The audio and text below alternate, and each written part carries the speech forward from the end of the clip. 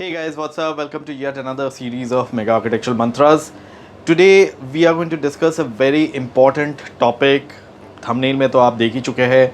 So it is basically compliances that are required when you want to start off with your architectural practice.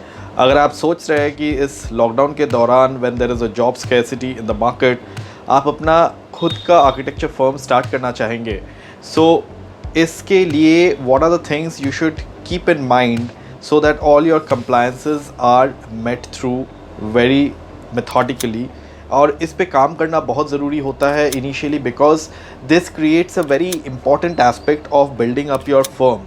जिस firm को आप बनाना चाह रहे हैं उसका बेस स्ट्रॉन्ग रहना बहुत ज़रूरी है और इसके लिए सबसे ज़रूरी है कि आपके compliances जो है वो हर तरीके से मीट हो as per the rules and regulations. So without wasting any more time, let's get into this video and start knowing what are the compliances that you should take care of while you want to start your own architecture firm. Well, so if you are planning to set up your own firm, the first thing that you will now have to decide whether you want to go in alone building up your own firm or you will have a partner also with you in building up this firm. A lot of people, what they do is that when they are working in any of the offices, maybe one or two friends get together, maybe from the college or maybe from the work, and they start off their own firm. That's the first step normally which takes on with any young firm which is coming up. So at this point of time, what is important for you is to know that you want to go ahead with this firm all alone or you will also have a partner with whom you would like to start the firm. Now there are pros and cons of having a partner and not having a partner and going all alone. There are a dark side to each of this. If you have a partner and when you don't have a partner and you are starting all by yourself. Well, I'll talk about both the things. If you have a partner, it's the positive side of having a partner is that you get a support while you're doing your business in the initial years when you're starting. You get to face the challenges of making a new firm with someone holding your hand. That is a very positive side of having a partner. Also, when you are taking decisions about your new firm, there may be instances when you may take a wrong decision, and maybe that your partner realizes the fact that this may not be a good decision, and he gives you an advice, and you both take the right track in building up the firm in a positive way. The negative part of it is that there is a mismatch of there's a conflict of interests also at point of time where your opinions does not match to your partner's opinion, and there is a with the time to run initially during the struggle time, initially things may look very good, but maybe with time you may have differences of opinion.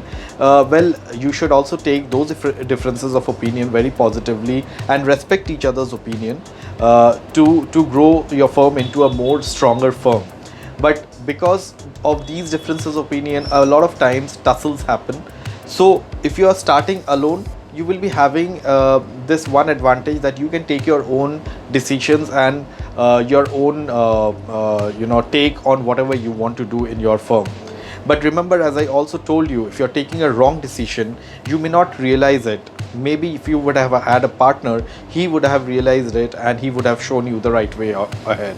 So those are the positive and negative sides of going alone or having a partner.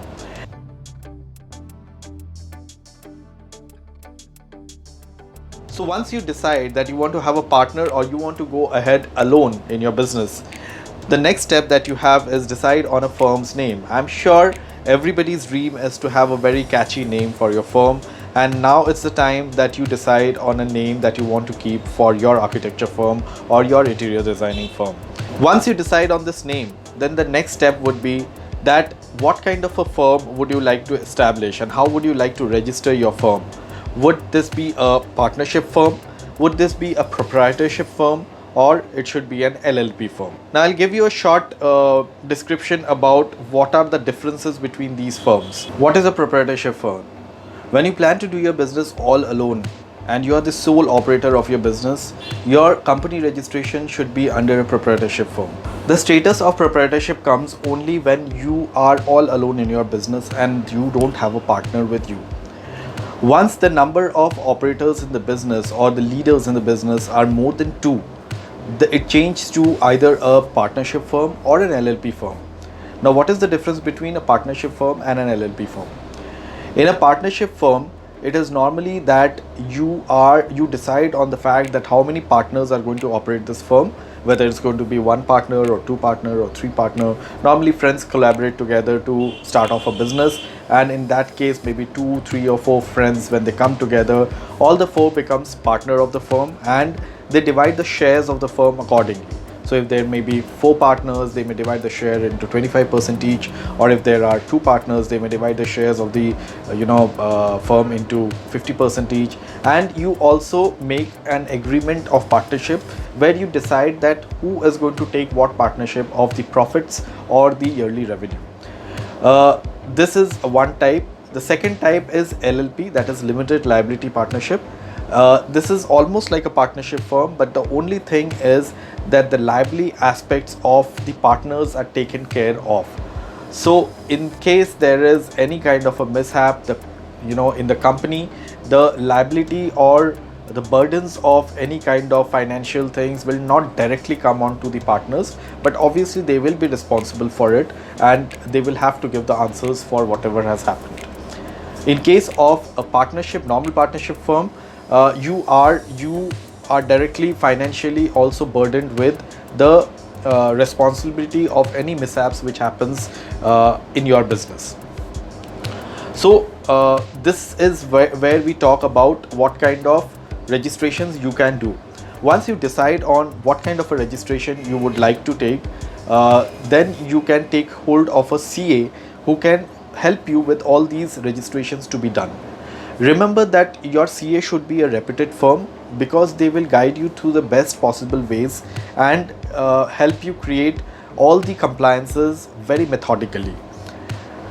Deciding on a partnership or an LLP also depends on the kind of turnovers that you generate. In terms like in the future, if you start generating good amount of revenue through your business, you may take a decision that okay, now since we are doing a good amount of revenue and our business is scaling up, now we can actually think of moving on to an LLP firm instead of a normal partnership firm. So your CA is going to help you out with all the compliances to be ready with, so that you can start off with your business. Once you have all these registrations in place, you will have to see to it that you have your PAN, your GST number, your TIN number all ready to start off with your business. Your GST compliances and your tax compliances are very important through your entire life of business that you will be carrying forward. So see to it that you have these registrations ready from the very first day. Having proper registrations also gives a kind of a surety to your clients that you are a proper registered firm and they can trust you on giving you a business. Once you have your PAN, TAN and your GST numbers ready, the next step forward would be to open an account.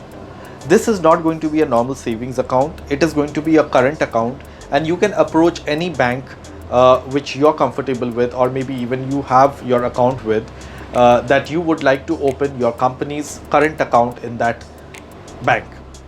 A current account is a kind of account where normally business transactions happen, and you will have to provide that account, that bank, with all your registration details, that is your PAN number, GST number, GST registrations, your certificates of registrations, and also other details that they would be requiring about your company. Once you're up with your current account, you go on with your business now.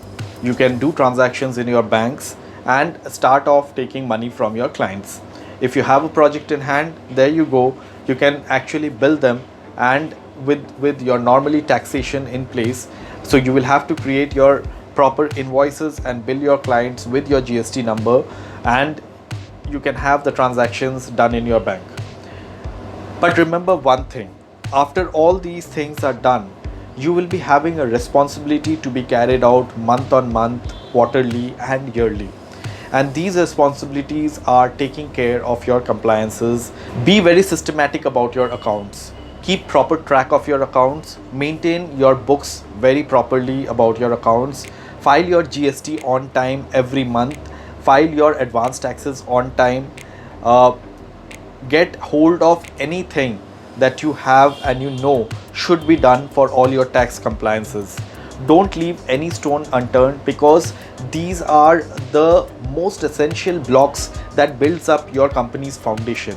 In the future, when you will be heading on for big government projects or when you will be eyeing big private projects, the client is going to look into all these records that you have, and which essentially talks about the strength of your firm. So I think I have made it very clear that in the beginning, what are the things you should actually look into and what are the things you should take up as the initial steps to start off your business and to start off your firm. I'm sure all of you people are smart enough to take care of these compliances and to start off these processes in a very systematic manner. The better you are with your processes, the better you're going to be in your business. So please look into that you are always taking care of your business compliances very thoroughly and in a very systematic manner. If you have liked this video, I need a thumbs up for this. If you're new to this channel and watching this channel for the very first time, do subscribe to our channel, press the like button so that you're always updated about our new videos, and stay safe, stay healthy. Thank you.